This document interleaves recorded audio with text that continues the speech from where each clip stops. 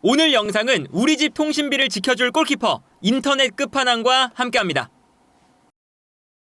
이강인 선수가 이번 주말에 있었던 랑스전은 교체로 나와서 약 30분가량의 출전 시간을 소화했는데, 일단 이강인 선수가 오늘 교체로 나왔던 건 일정을 보면 주중에 아틀레티코 마드리드와의 챔피언스리그 경기가 있습니다. 그런데 보통 엔리케 감독이 챔피언스리그를 앞두고는 중요한 선수를 로테이션을 시켜줄 때가 많아요. 최근 흐름을 보면 특히나 아인트호벤 이전에 있었던 스트라스부르전에서는 벤치로 나왔고요. 아인트호벤전에 주전으로 나왔습니다. 그리고 지난 주말에 있었던 마르세유전, 르 클라시크라고 불리는 라이벌전이죠. 이 경기는 또 주전으로 나왔고요. 중요한 경기이기 때문에 주전으로 나온 거고, 그 다음 경기인 오늘 랑스전은 교체로 출전을 했어요. 그리고 이제 다음 주중에 있는 아틀레티코 마드리드전이 남아있는 건데, 최근 이러한 출전 시간의 흐름을 보면 이강인 선수가 확실히 주전으로 인정을 받기 시작했다는 것을 알 수가 있거든요. 그러니까 이전에는 사실 이강인 선수가 챔피언스리그를 앞두고 선발로 나올 때가 많았어요. 그리고 챔피언스리그에서는 제외가 되면서 벤치 출발을 할 때가 많았죠. 그런데 최근에 이제 이강인 선수가 출전 시간을 확인해보면 아까도 보여드렸지만 챔피언스리그 이전에는 그렇게 중요한 경기가 아니라면 벤치로 나오고, 챔피언스리그는 중요하니까 선발로 나오고, 마르세유전처럼 중요한 경기는 다시 선발로 나오고, 그리고 오늘 랑스전에서는 또다시 교체로 출전, 그리고 아틀레티코 마드리드전에서는 아무래도 선발로 나올 가능성이 매우 높아 보이거든요. 물론 아틀레티코 마드리드전에서 이강인 선수가 선발로 나오지 않을 수도 있고, 그리고 이제 오늘 경기를 보면 대부분의 선수들이 주전급 선수들이 나왔어요. 로테이션을 그렇게 돌리지 않은 경기였거든요. 예를 들면 돈나룸마 대신 나온 사포노프, 그리고 중앙 미드필더 라인에 에메리가 빠지고 파비안 루이스가 들어갔고요. 그리고 아마 덴벨레와 바르콜라, 이 두 자리가 아니라 이강인 선수는 이제 요 자리에서 아센시오와 경쟁을 하고 있는 중이죠. 그러다 보니까 오늘은 최전방 공격수 자리에 이강인 대신에 아센시오를 기용한 경기였어요. 딱 요 세 자리가 아마 아틀레티코 마드리드전에서 바뀔 가능성이 높은 포지션입니다.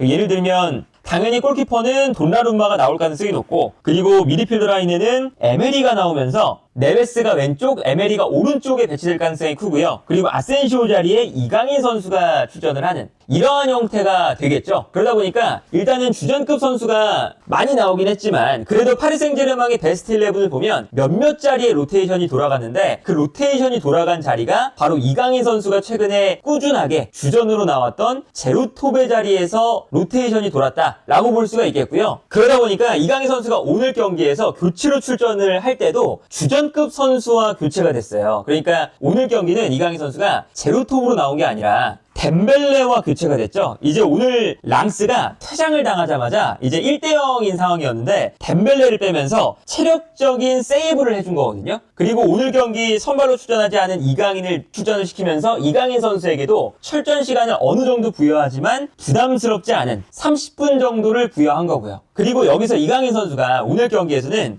이 오른쪽 자리에서 하키미가 올라올 때 가운데로 들어가는 역할을 수행을 했습니다. 그래서 오늘 경기 보면 이강인이 가운데로 들어오면서 하프 스페이스에 위치할 때 하키미가 한 칸 올라오는 형태가 되고요. 여기서 파비안 루이스가 이강인이 오른쪽에 올라가 있다 보니까 네베스는 수비 라인 앞에 위치하면서 비티냐와 함께 수비 라인을 커버하고, 그 다음에 파비안 루이스가 올라가서 2선 자리까지 올라가는 모습이 나왔죠. 그리고 이제 경기가 흘러가다가 에메리가 파비안 루이스 대신 나와서 네베스가 이제는 올라가고요. 에메리가 오른쪽에 배치되면서 네베스와 이강인이 좌우 하프 스페이스를 사용하는 이러한 형태로 경기가 진행이 됐거든요. 그리고 여기서 이강인이 볼을 잡았을 때 하킴이라던가 아센시오, 혹은 뛰어들어간 네베스, 아니면 2선에서 뛰어들어가는 에메리, 이런 선수들한테 계속 패스를 잘 연결해주는 모습이 나왔어요. 물론 30분밖에 뛰지 않았지만 여기서 긍정적인 것은 오늘 경기 내내 보여줬던 파리 생제르맹의 여러 플레이 중에서 이강인 선수의 플레이가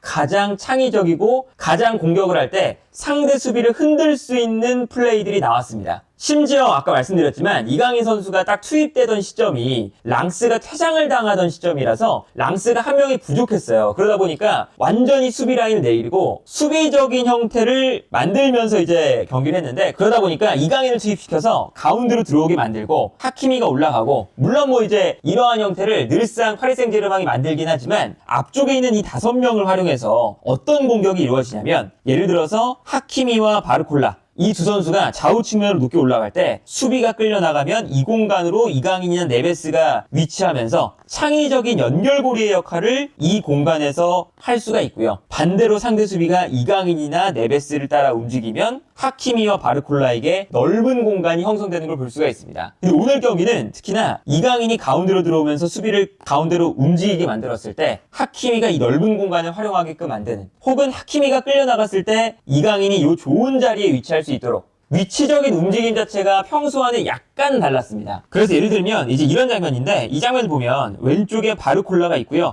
오른쪽에 하키미가 올라가고 있습니다. 그리고 이강인, 그리고 왼쪽에는 네베스가 위치하고 있어요. 가운데는 아센시오가 위치하고 있는 장면인데, 그러다 보니까 여기서 하키미가 올라갈 때 수비수가 하키미를 신경 쓰고 있느라 이강인이 순간적으로 비어있는 상태가 됩니다. 그리고 여기서 이강인에게 파비안 루이스가 볼을 잡아서 볼을 넘겨주는 걸 볼 수가 있죠. 그리고 여기에 더해서 가운데에서는 아센시오가 가운데로 뛰니까 아센시오, 네베스, 바르콜라, 이 세 명의 선수가 뛰면서 수비수들이 한 명씩 붙잡다 보면 이강인이 순간적으로 비게 되는 거죠. 그러다 보니까 이 다음 장면 보면 이강인이 볼을 잡고 돌아섰을 때 가장 왼쪽에 있던 선수는 하키미에게 끌려나가고 있고요. 그리고 아센시오의 움직임에 수비수가 2명 끌려나가고 있고, 그리고 여기서는 아센시오가 가운데로 뛰어들어가니까 아센시오의 움직임에 수비수들이 또 순간적으로 쏠리고 있고요. 여기에 더해서 네베스가 뛰어들어가니까 네베스를 막는 선수가 한 명 있는 걸 볼 수가 있습니다. 그래서 이강인 선수가 이 사이 공간에서 볼을 잡을 수 있도록 주변에 있는 선수들이 좋은 오프 더블 플레이를 보여줬고요. 여기서 이강인이 볼을 잡고 돌아선 다음에 날카로운 슈팅을 시도하는 이런 장면을 볼 수가 있었어요. 다른 장면도 보면 이런 모습이죠. 그러니까 이 장면은 좀 다른 장면이기도 한데, 이 장면에서는 이강인 선수가 측면에 있다가 가운데로 들어오고 있죠. 그러다 보니까 상대 측면 수비수가 이강인을 따라 움직입니다. 그리고 그 순간 가장 오른쪽에 있었던 하키미가 높게 올라오고 있는 걸 볼 수가 있죠. 하키미가 올라갈 때 이강인이 순간적으로 가운데로 들어가고 있거든요. 그리고 여기서 파리 생제르맹의 공격 라인을 보면 왼쪽에 바르콜라부터 오른쪽에 하키미, 이 두 선수를 중심으로 가운데에 5명의 선수가 있는 걸 볼 수가 있죠. 물론 이 장면에서는 최전방 공격수였던 이제 아센시오에서 교체가 된 두에가 살짝 왼쪽으로 빠져 있고, 그리고 바르콜라가 왼쪽에 있고요. 왼쪽에 있었던 누누 멘데스가 이번엔 가운데로 들어가는 이러한 형태를 통해서 이강인과 하키미와 함께 5명의 형태를 만드는 장면이었어요. 그리고 여기서 볼을 끌고 가다가 이 5명의 공격 숫자가 배치가 되었을 때 당연히 상대 수비 입장에서는 4명의 수비수로 5명의 선수를 막기가 매우 힘들거든요. 그러다 보니까 이강인이 가운데로 들어가면서 수비를 순간적으로 끌어당길 때 비티냐가 볼을 잡아서 뛰어들어가는 아센시오에게 한 번의 패스를 찔러주는 장면이 나오죠.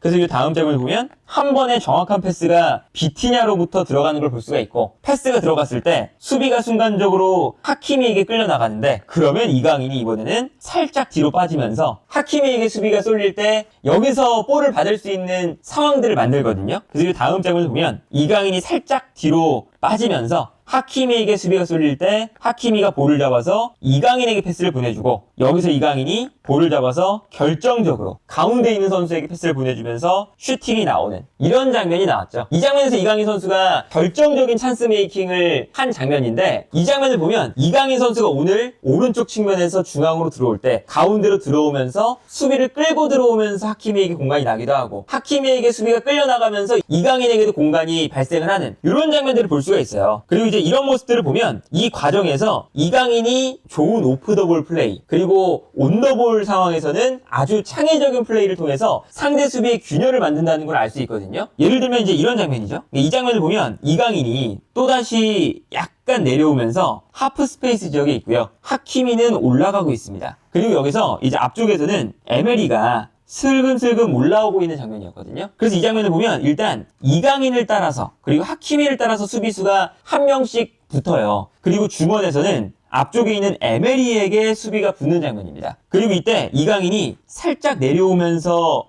볼을 잡으니까 상대 수비가 이강인을 강하게 압박을 하거든요. 그러면 그 순간 이강인이 볼을 잡자마자 옆에 있는 에메리에게 패스를 보내줍니다. 이렇게 되면 이강인과 에메리에게 2명의 선수가 붙게 되는 거죠. 그런데 여기서 에메리가 볼을 잡자마자 본인에게 수비가 달라붙으니까 이강인에게 패스를 주고 본인은 전방으로 뛰어나가기 시작해요. 그리고 이때 이강인에게 패스를 보내주니까 에메리에게 달려들던 수비수가 이강인에게 달려들기 시작합니다. 그리고 이강인에게 붙어있던 선수는 뛰어들어오는 에메리를 향해 달려나가고요. 그런데 여기서 이강인이 볼을 잡을 때 에메리에게 압박을 하던 선수가 이강인에게 달려온다고 말씀을 드렸잖아요. 그런데 여기서 수비수가 달려오니까 이강인이 에메리가 준 패스를 터치를 안 하고 살짝 흘려요. 요것도 이제 이강인 선수의 아주 큰 센스죠. 그러니까 볼을 만약에 터치를 했다면 상대가 달려들고 있었기 때문에 여기서 부딪힐 가능성이 있었거든요. 그런데 볼을 흘리면서 볼의 흐름을 일단 한번 살려나갑니다. 그리고 여기서 이강인이 볼의 흐름을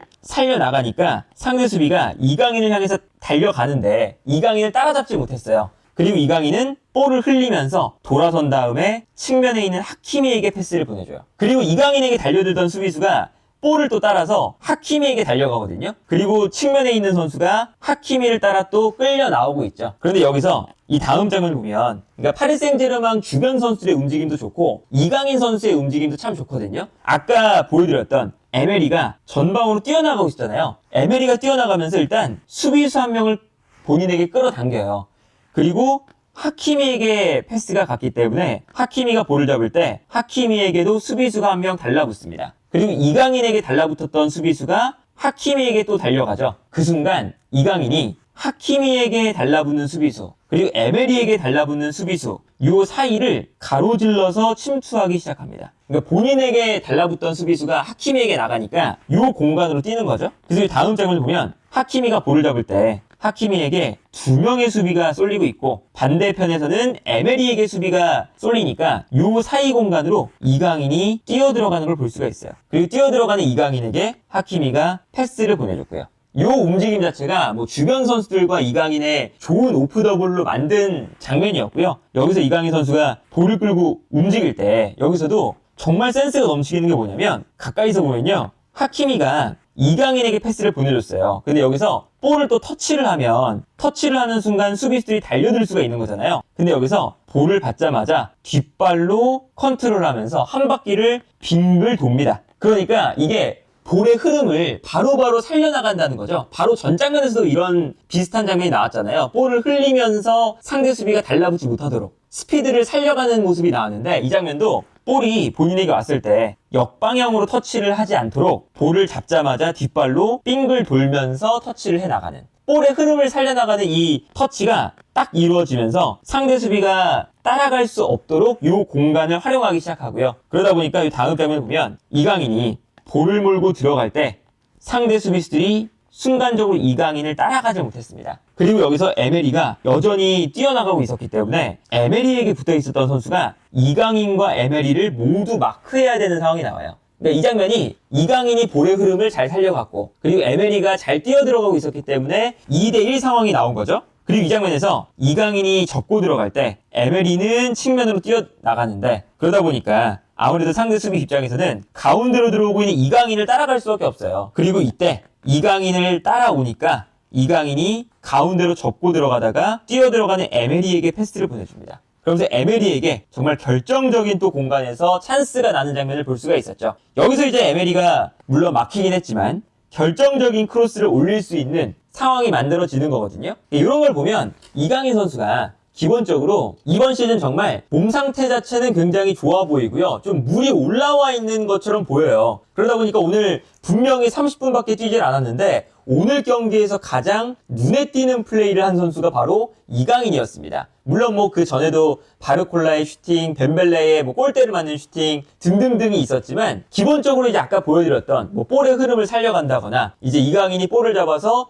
순간적으로 뛰어들어가는 에메리에게 내준다거나 뭐 이런 장면들이 이강인의 가치를 높여주는 거고요. 그리고 아마도 주중에 있는 챔피언스 리그 그러니까 아틀레티코 마드리드와의 경기에서는 아틀레티코 마드리드가 그렇게 무리하는 편이 아니죠. 특히나 다음 경기가 파리 생제르맹 원정 경기라서 아틀레티코 마드리드가 공격적으로 나오는 게 아니라 다소 수비적으로 내려앉으면서 일단은 파리 생제르맹의 공격을 막아낸 다음에 올라갈 가능성이 높거든요. 그러면 이제 주중에 있는 챔피언스 리그에서는 이강인 선수가 아마 이렇게 물이 올라와 있는 창의적인 움직임, 몸놀림도 굉장히 좋고요. 온더블, 오프더블 다 좋은 모습이 계속 나오거든요. 그렇다면 아틀레티코 마드리드의 수비 라인에 균열을 만들기 위해서라도 아마 이강인이 다음 경기에 선발로 나올 가능성이 높아 보이지 않을까, 그런 생각이 드는 경기였고, 그리고 확실한 건 이강인 선수가 이번 시즌 내내 정말 컨디션이 굉장히 좋기 때문에 사실 시즌을 시작할 때는 이강인 선수가 중요한 경기에서 선발보다는 약간 벤치 쪽에 가까웠어요. 그런데 이제 아무래도 상황도 조금 도와주는 면도 있고요. 아무래도 스쿼드에 하무스가 부상을 당하고 있다 보니까 제로톱을 활용하기 시작하면서 그 자리에서 이강인 선수가 처음에는 약간 밀려있다가 아센시오가 수행하는 그 제로톱 역할을 실력으로 점점 더 본인이 주전 자리를 빼앗아오고 있는 상황이거든요. 그런 모습을 보면 이강인 선수가 충분히 이번 시즌에 주전으로 발돋움할 가능성이 높아 보이는 시즌이다 라고 볼 수가 있겠고, 그런데 이강인 선수가 오늘 경기 30분밖에 뛰지 않았으니까 주전 멤버들이 많이 나오긴 했지만 이강인 선수만큼은 오늘 빠졌던 게, 요즘에 이강인 선수가 중요 경기에 모두 선발로 나왔기 때문에 아마 휴식 차원이 아니었을까 싶거든요. 그리고 엘리케 감독이 체력적으로 계속 선발로 나오는 선수는 휴식을 굉장히 엄격하게 줄 때가 많아요. 그렇기 때문에 오늘 경기에 이강인 선수의 벤치 출전은 아마 다음 경기 선발을 위한 선택이었을 가능성이 높고, 다음 경기 아틀레티코 마드리드전에 이강인 선수가 어떤 활약을 펼칠지가 훨씬 더 기대가 되지 않나 싶네요.